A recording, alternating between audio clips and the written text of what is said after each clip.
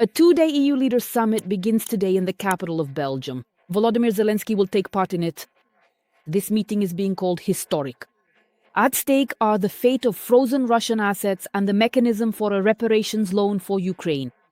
Reporting from Brussels, Radio Svoboda correspondent Zoriana Stepanenko.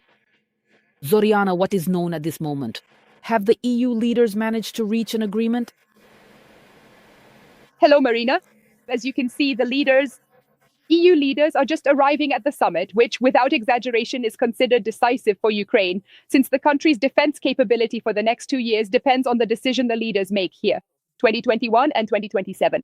A few days ago, Volodymyr Zelensky made it clear that without these funds, Ukraine risks not being able to hold out.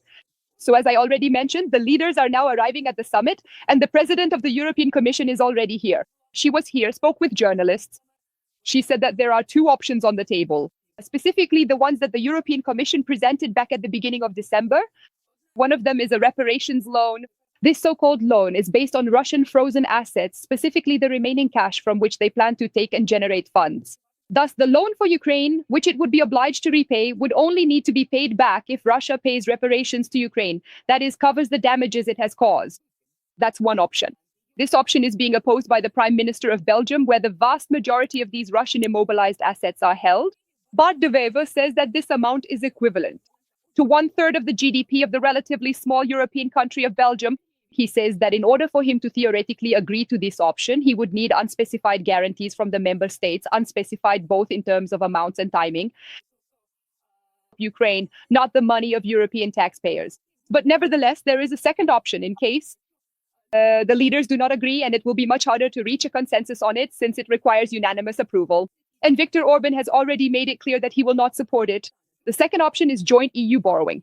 And as I already mentioned, the difference between the reparations loan and these joint borrowings is that the reparations loan can be approved by a majority decision, while joint borrowings involve the money of European taxpayers and in addition require unanimous consent. That is, all 27 leaders of the member states. This could turn into a lengthy summit. The president of the European Council made it clear that no one will leave here until a decision is approved because, as the Polish Prime Minister just said to us here, Donald Tusk, it directly depends on this whether not only Ukraine will hold out. Tusk says that the fate of Europe itself depends on this. The decision, we are waiting for Volodymyr Zelensky. He is expected to be here after 10 a.m. local time. So basically, in just an hour and a half, he will be meeting with the leaders, and then he will come out to the journalists for a press conference. Well, how long will it last? The summit? It's very hard to predict, as I already mentioned, because no one is planning to leave here yet. To leave in one way or another without agreeing on a solution for Ukraine. Marina? Thank you, Zoriana.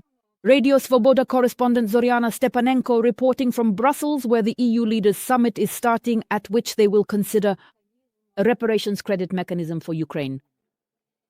At this moment, there are reports of 19 wounded as a result of the overnight attack on Ukraine.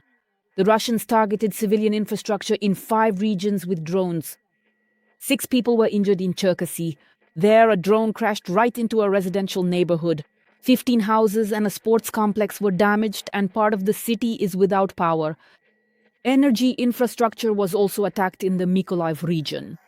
Another 4 people were injured in Kryvyi Rih, with 2 elderly women hospitalized, but the highest number of wounded was 8.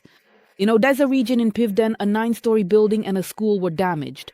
The enemy also attacked an educational institution in Sumy. 2 Shahed drones hit the wall and roof of the building. At the moment of the strike, a security guard was inside the facility. He was injured. The blast wave also affected nearby apartment buildings. More than 100 windows were shattered in the surrounding apartment buildings. This morning, a headquarters was set up to deal with the aftermath of the emergency situation. The person was injured and is in the hospital. It was a traffic accident.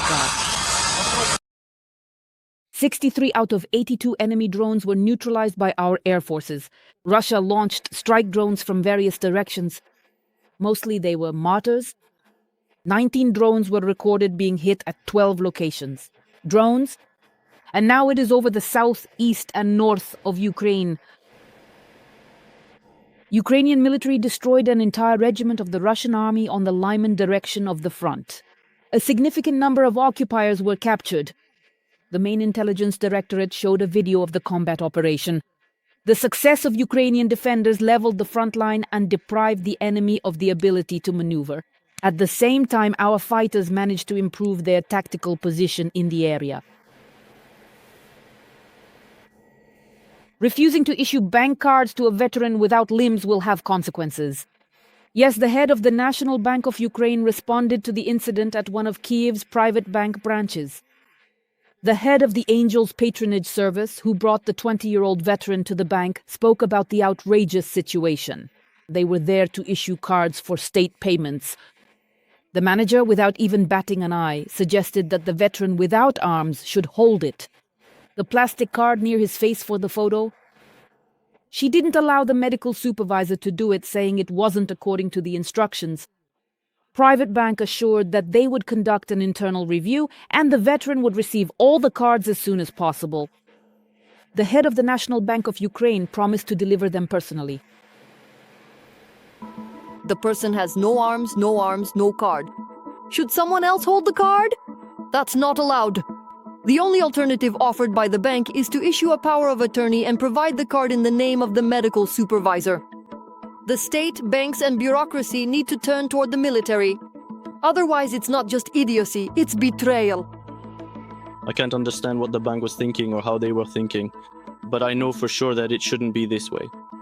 There will be conclusions, there will be a response, and this won't happen again. I will personally deliver the card along with an apology from all of us. Andriy Pishny, head of the National Bank. Ivan Soroka completely lost his sight as a result of Russian shelling. His left eye immediately and then his right. Doctors tried to save it, but couldn't.